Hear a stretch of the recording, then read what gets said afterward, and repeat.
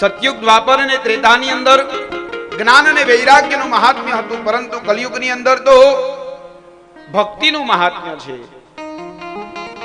એક વખતે ભગવાનને તમે, ભક્તિ મહારાણીને નારદજી કહે છે કે એક વખતે ભગવાનને તમે પૂછ્યું કે પરમાત્મા હું તમારી શું સેવા કરું, ત્યારે ભગવાને કહ્યું કે તમે જાઓ અને મારા ભક્તોનું પાલન કરો, મારા ભક્તોની રક્ષા કરો.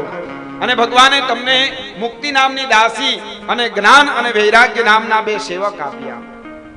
સતયુગ દ્વાપર અને ત્રેતા સુધી તો આ બધું બરાબર રહ્યું, પરંતુ કલીના પ્રભાવમાં મુક્તિ જતી રહી. પરંતુ જ્યારે જ્યારે તમે બોલાવો ત્યારે મુક્તિ તમારી દાસી થઈને આવે છે. એટલે કળિયુગની અંદર જો મુક્તિનું સાધન કરવું હોય તો ભક્તિને પ્રધાન કરવી પડે. કલિયુગની અંદર જો પરમાત્મા સુધી જો પહોંચવું હોય તો ભક્તિને પ્રધાન કરવી પડે. કલિયુગની અંદર જો પરમાત્માને મેળવવા હોય, કેશવને પ્રાપ્ત કરવું હોય તો નામ જપનો આશ્રય લેવો પડે. નામ સંકીર્તનમ યસ્ય સર્વ પાપ પ્રણાશનમ કલો કેવલ નાશ્યતા. ભગવાનનું નામ લેવાથી કળિયુગની અંદર, કેશવનું નામ લેવાથી કળિયુગ દૂર થાય છે. ભક્તને કદી પણ કળિયુગ સ્પર્શ કરતો નથી. એટલે કલીમાં જો પરમાત્મા સુધી પહોંચવું હોય તો સૌથી સુંદર માધ્યમ છે ભક્તિ.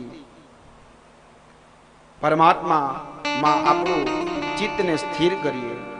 અને કોઈક બુદ્ધિશાળી વ્યક્તિ વિચાર કરે કે પરમાત્મા ક્યાં છે, પરમાત્મા એ પોતાનું કાર્ય ભગવાનનું પ્રેઝન્ટ છે, પરમાત્મા એબ્સન્ટ છે.